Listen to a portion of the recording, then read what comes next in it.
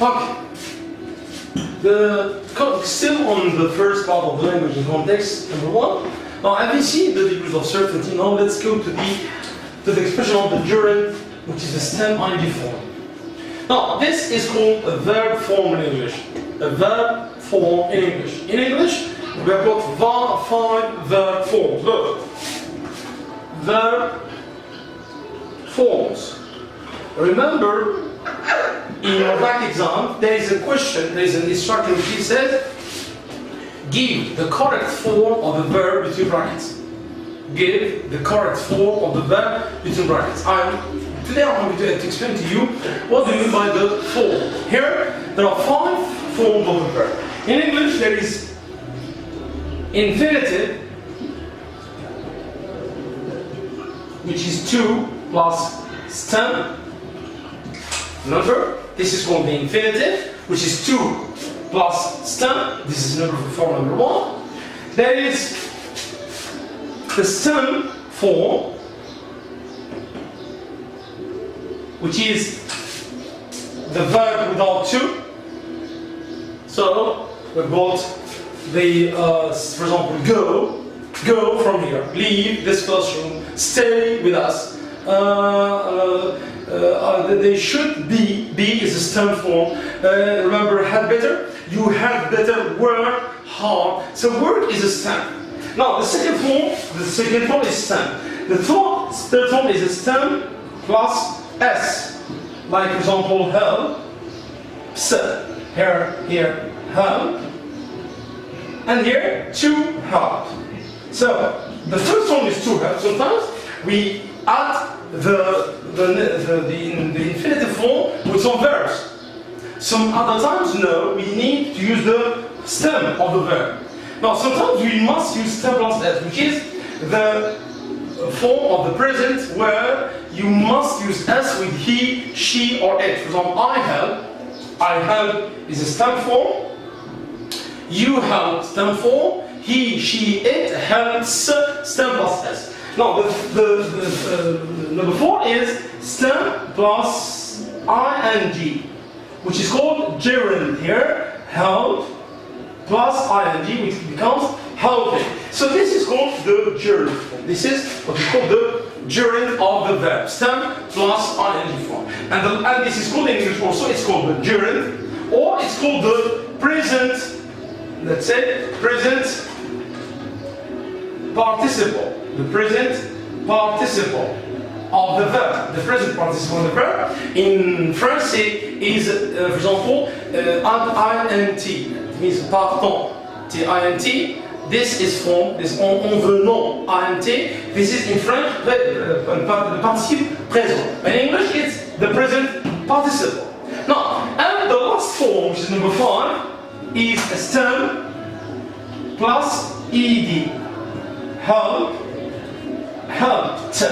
Now, these 5 forms of the verb are used in the exercise or the task, which is give the correct form of the verb in brackets. Now, we use the stem ing form, for example, to make a noun. Remember, it's a noun. For example, when you put the verb as a noun, and we use the stem ing form in the continuous form. For example, I am explaining the lesson to you.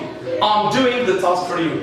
I'm helping you to get good marks in your English back exam. Now, this is concerning the stem form, which is past ing. Now, the stem plus ed is called this is called the present, but this one is called the past participle. It's used with the have. Now, have plus past participle, or have plus past participle to get the past perfect or the present perfect.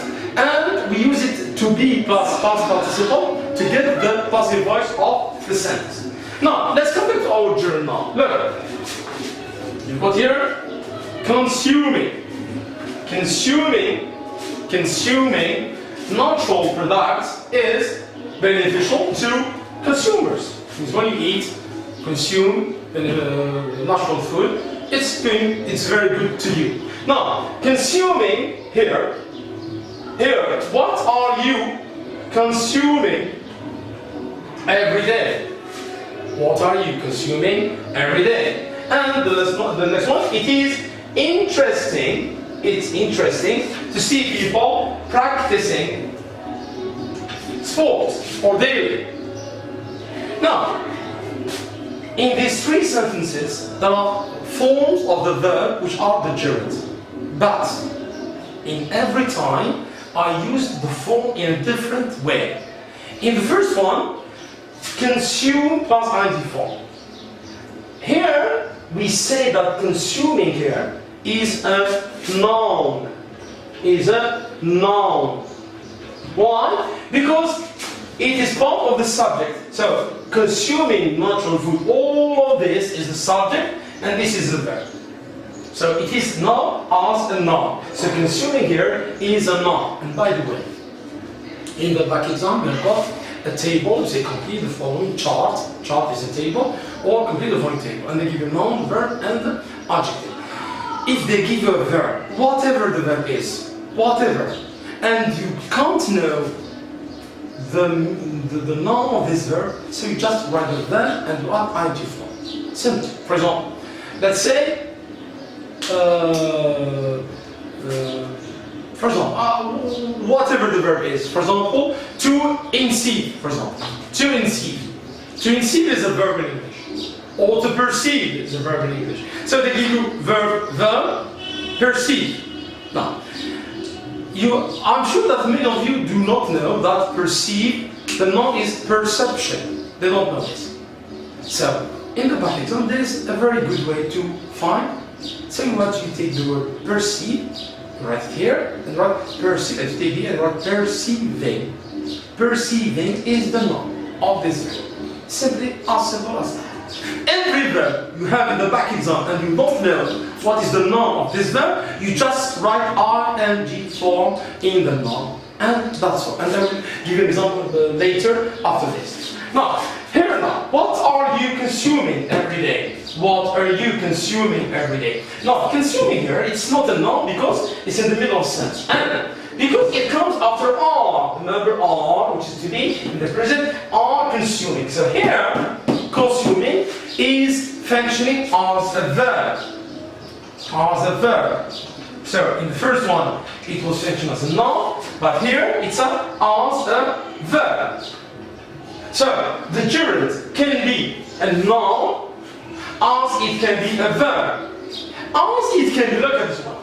It is interesting. It's interesting. It's, for example, it's like it is, for example, important. Now, important here, what is it? Is it a verb? Is it like consuming here? No. So we say it is important. It is, for example, primordial. It's vital. It's dangerous. It's growing. So this is not a verb, but it's an adjective. So here, interesting is functioning as an adjective in the sentence. It's interesting to see people practicing sports. It's interesting to see people practicing sport. And here we go, practicing. Now this practicing is going with the verb to see. To see practicing. So here it is a verb. So you can make a sentence using the gerund in three forms.